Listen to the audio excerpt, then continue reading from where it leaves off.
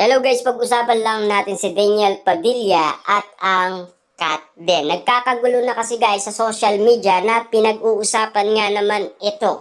Say mo, Daniel Intes bed scene ng cat din. Viral fans ng Katniel nadurog ang puso. Ibig sabihin pala nito guys, nadurog daw ang puso ni Daniel Padilla. Kasi guys, marami nga naman kasing inala nga naman ang mga netizens kung bakit nga naman kasi nagkanta siya ng masaya ang kanta ni Bamboo. Pero kuwang-kuwa naman guys, no, para sa atin naman kasi guys, no, ito yung mga pinag-uusapan ngayon kahit na ang balita guys, nakasali na rin. Ang sabi nga dito guys, no, Kat, why? Ang tagal mong pinagkait kay DJ ang kissing scene. Boyfriend mo na, ha? Natapos ngayon di naman kayo ni Alden. Ginawa mo ng paulit-ulit kay DJ Smack at di naya pa sa ending. Tapos eto, hello, love again. I feel hurt. So why? Ang sakit mo. Biglang Katniel. Ayan guys, no? Grabe nga naman kasi guys ang inanakit ng mga netizens. At siyempre guys, talagang sinasabi nga naman nila kay Kat na kung bakit nga naman guys, ganun daw ang nangyari. Hindi naman daw sila ni Alden Richard, pero bakit niya ginawa yun kay Alden Richard? Tandaan guys, nasa kontrata yan, di ba? Depende yan sa pipirmaan na lang kontrata. Kung sila ay mag-a-agree sa kanilang project. Depende yan guys kung gusto nila o hindi, di ba? Kasi tignan nyo to guys, no? Say mo DJ, intense bed scene ng Katniel. Viral. Katniel fans, durog puso. Pinagkaitan daw noon. Diba? Alam naman natin kasi guys, no? 5 years, meron na rin silang kissing scene. Ang daming kissing scene guys ng Katniel, diba? Alam naman natin yan kasi alam natin guys na bata pa lang, nagkainlaban na guys ang Katniel. Siyempre guys, no, nagsimula si Catherine na magtambal. Ang Katniel, 16 years old. Siyempre, bata rin guys si Daniel Padilla. Diba? Simula noon guys, nagkaroon sila ng bonding moment. At siyempre guys, hanggang sa magkaroon sila ng pagkakaintindihan. Hanggang sa lumalim ng lumalim. Diba? Hanggang sa, siyempre, manligaw na itong si Daniel Padilla kay Catherine Bernardo. Diba? At kitang-kita naman natin kasi guys, dahil bata, naghintay muna sila ng 5 years. Siyempre, guys, no, 16, 17, 18, 19, 20. Ibig sabihin, 20 guys, medyo okay na nga yun, diba? Kaya nga naman guys, talagang makikita na natin ngayon guys, ang Kat din, matured na at palaban pa. Diba? Ibang eksena kasi guys ang makikita mo, talagang kakaiba. Napakaganda ng pinakita nilang kissing scene kasi guys, no? Saka yung bed scene nila guys, grabe nga naman kasi. Madudurog talaga guys ang puso ng Katniel. Diba?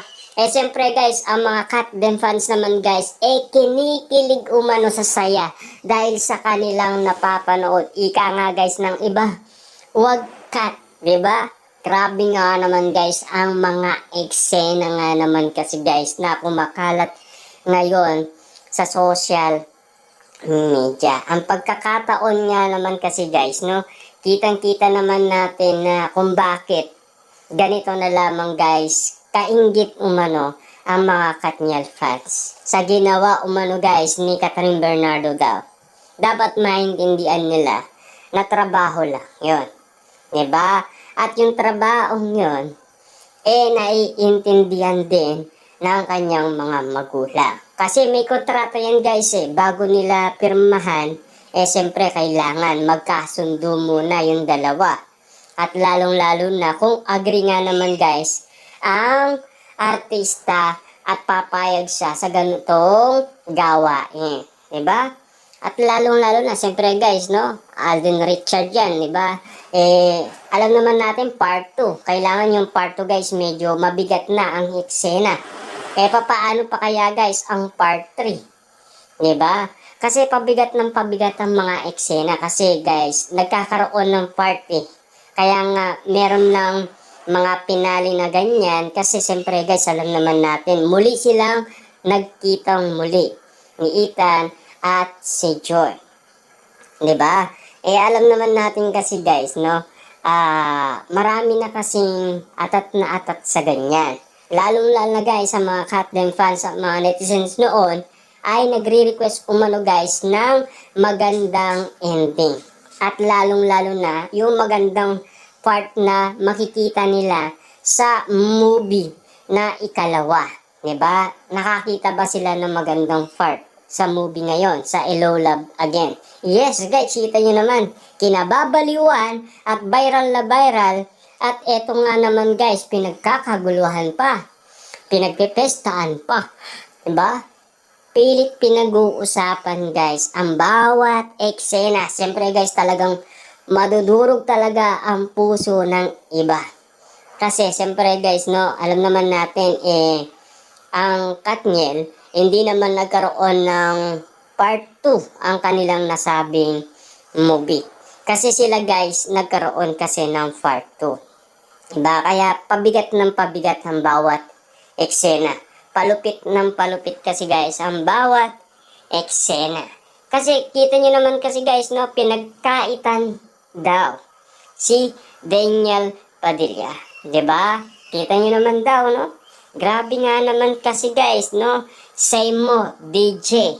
Diba? Yung test bed scene ni Catherine. Viral. Grabe nga naman guys ang mga moment, no?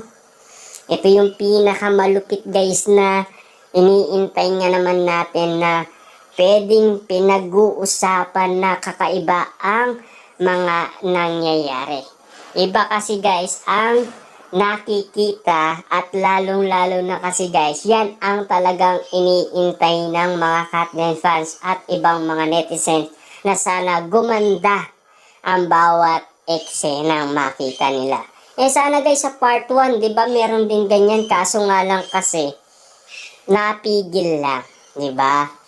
Kasi alam naman natin, paalis na si Joy noon. Kaso nga lang nagkaroon siya ng problema sa kanyang ina at ama. Kasi nalaman niya guys na iwalay na ang kanyang mga magulang. Diba? Hanggang sa tinawag ni Joy si Ethan. Diba? At siyempre, inalok niya nga naman guys na mag-hotel.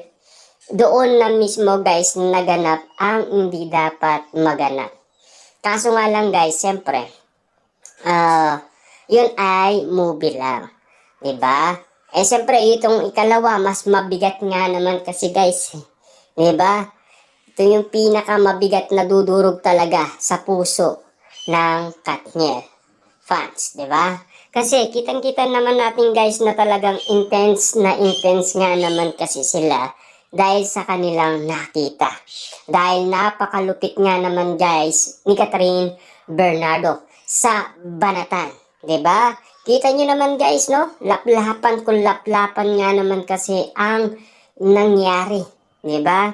Kasi kitang-kita naman natin kasi guys na kung ano ang resulta ng pagiging transformation guys ni Catherine Bernardo. Talagang palaban ng palaban si Catherine Bernardo. Diba? Kitang-kita naman natin guys noon pa man palaban na si Catherine Bernardo.